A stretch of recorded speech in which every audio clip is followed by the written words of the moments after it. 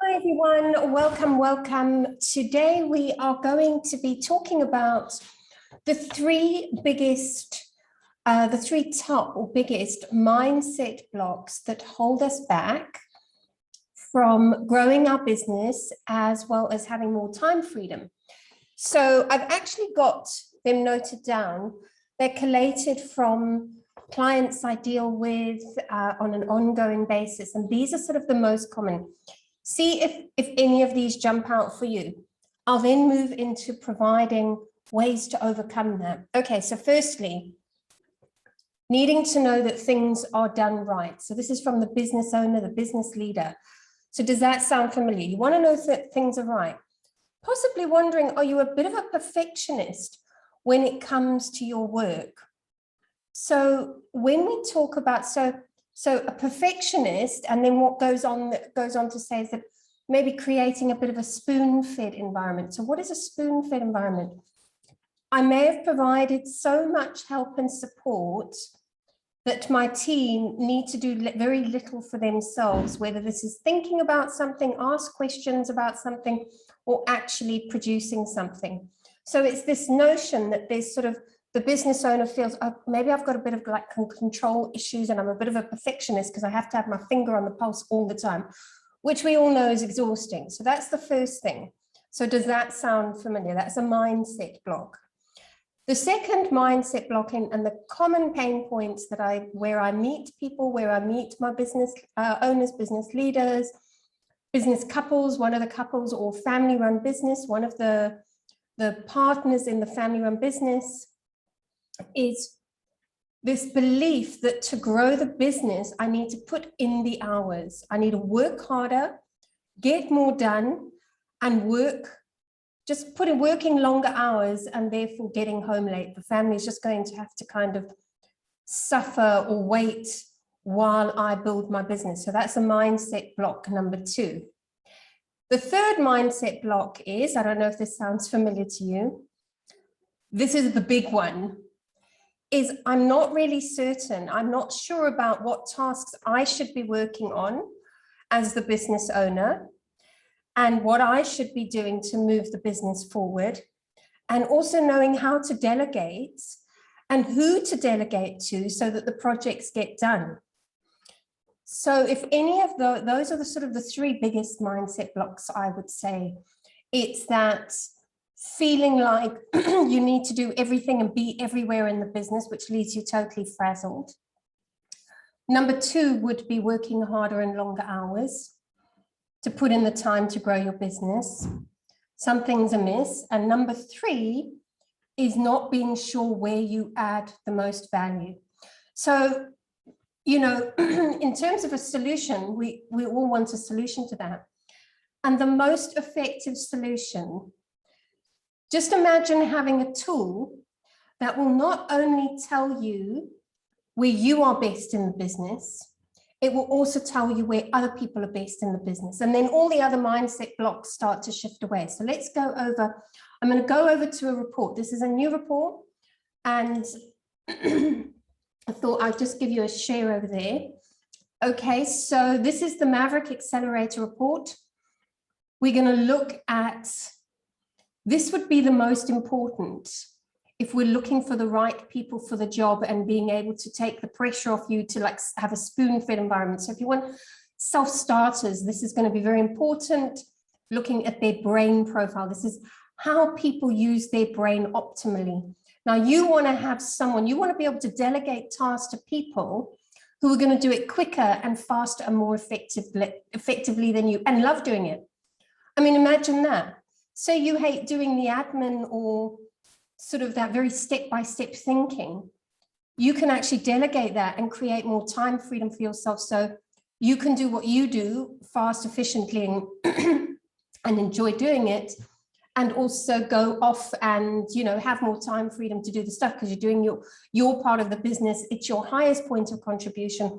So you're offering maximum value, but you're also freeing up time because you're getting things done quickly. So that would be the first level. The overall report, anyone who's done that, you've got level 1, level 2, level 3. And of course, the level 4 is the background. Level 2, you're going to look at introversion and extroversion, where people get their energy. And then this is the lifestyle audit. What is stressing people out? What is stressing you out?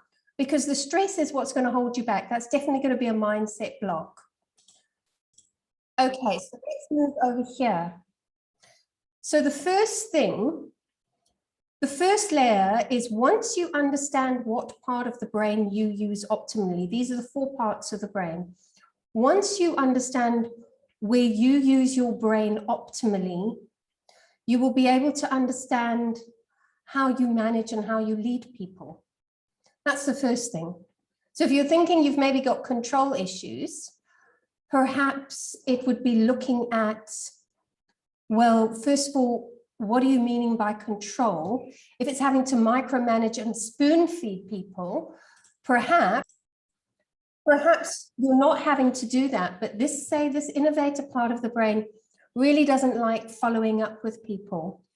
And often, yes, you want a team of self-starters, but all the different parts of the brain take in information and process information differently. So some people will need a bit more TLC.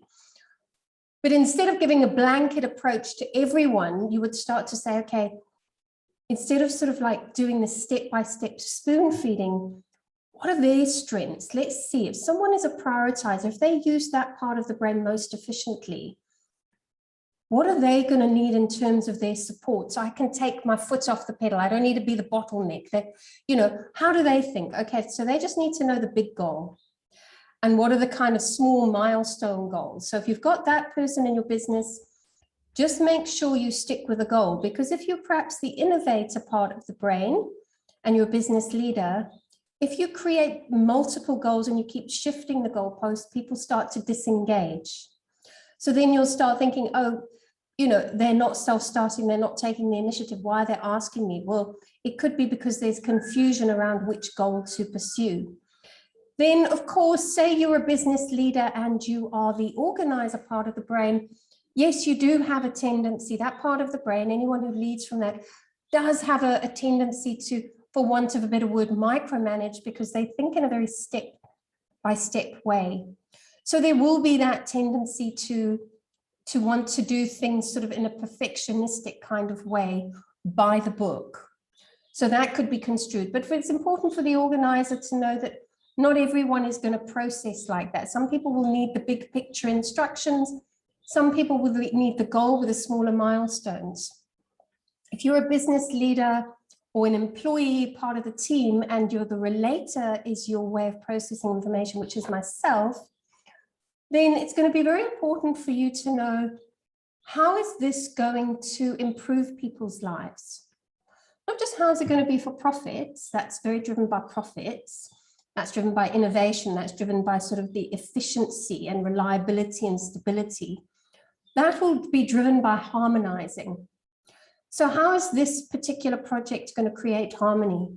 So you can start to see sort of the overlay in terms of how you manage people based on which part of the brain is the most efficient and most like you, where you enjoy being, where you thrive, where you think fast and effectively.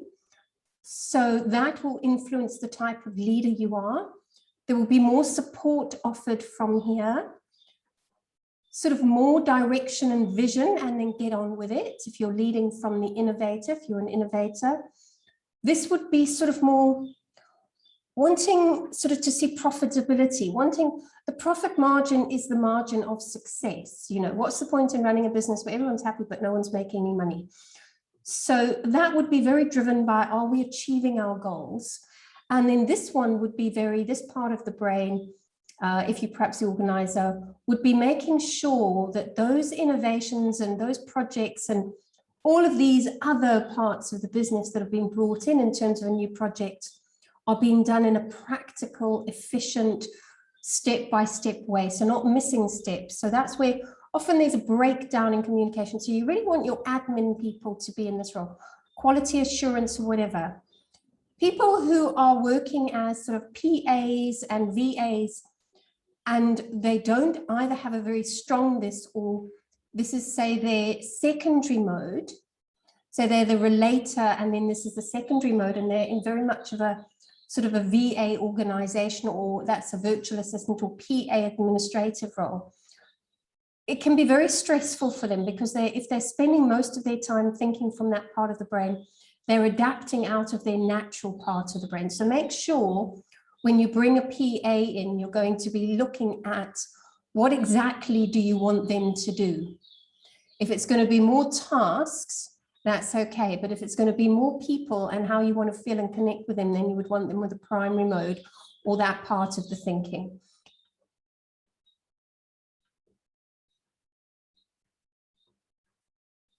Right. So that deals with this sense of having control issues. That will fall away once you know how you manage, and if you are being controlling, if you are being the bottleneck. And it will also help you understand, well, okay, this part of the, anyone with a natural lead there, if that's their primary part of the brain that they think from, they're going to need more support. They'll need more step-by-step instructions. They'll need more goals. They will need more of the big picture. So then you kind of get more hyper-focused, then this sort of blanket feeling of, God, am I having to micromanage people, which this part of the brain really doesn't like to follow up all the time.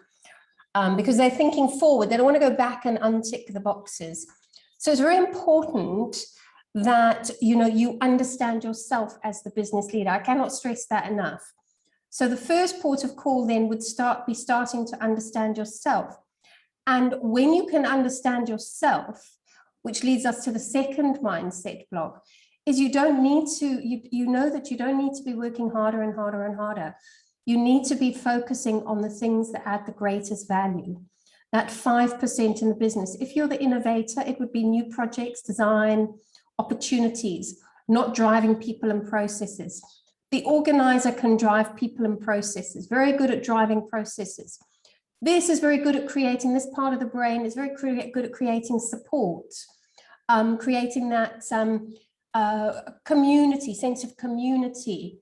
So that would be important from that point of view. And then the prioritize, as we mentioned, very sort of numbers orientated.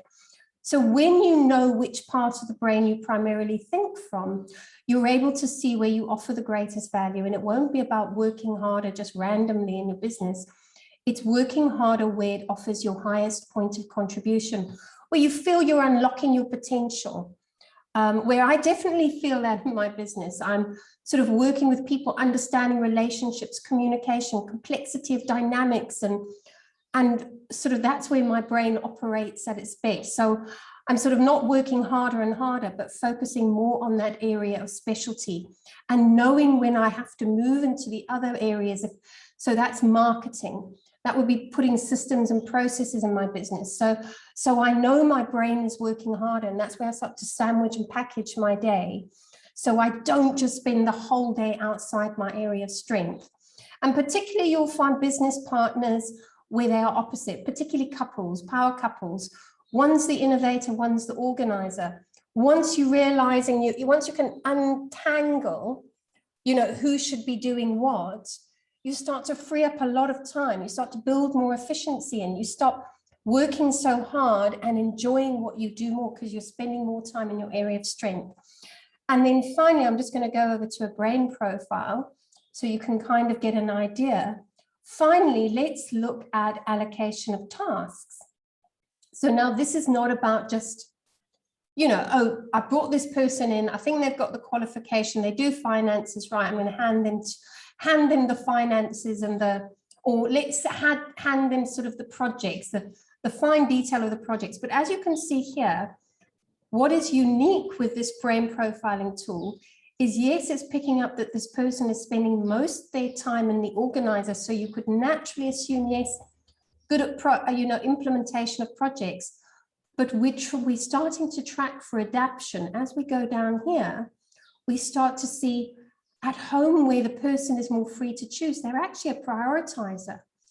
So allocating all those sort of very green tasks or organizer tasks to a business leader, this is a business leader, could actually be limiting someone's potential because they're working outside an area of natural proficiency. Can you imagine if you start to streamline this and use this person in the business for profitability? Because at work, they're spending most of their time there in a complementary mode and not getting to fully utilize their potential. So it's very important, overcoming the mindset block number 3, which is knowing where you are adding the greatest value in the business. And number 2, it's knowing how to delegate to other people. We spoke about it. How do you offer support and who to delegate with?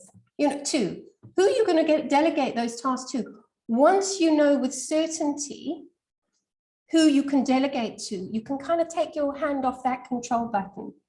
So if I look, say, with my team, I know when I've got my IT guy, he's an innovator with a very strong relator, very important for us to build a business, in terms of our relationships. And he gets very excited when we're talking about new ideas.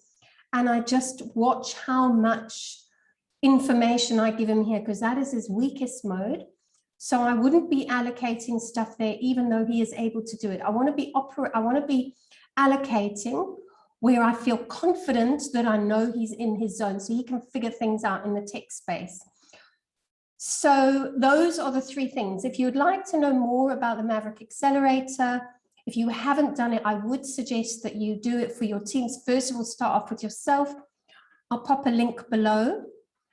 If you're kind of wanting to just test out and understand the concept of finding the difference between when people are good at things versus when they enjoy things, because that's the beginning of the journey, I've also got a free download. I never employ the wrong person again, the top 10 questions to ask. I've also got that. And then you can go live on the Maverick Accelerator Facebook page.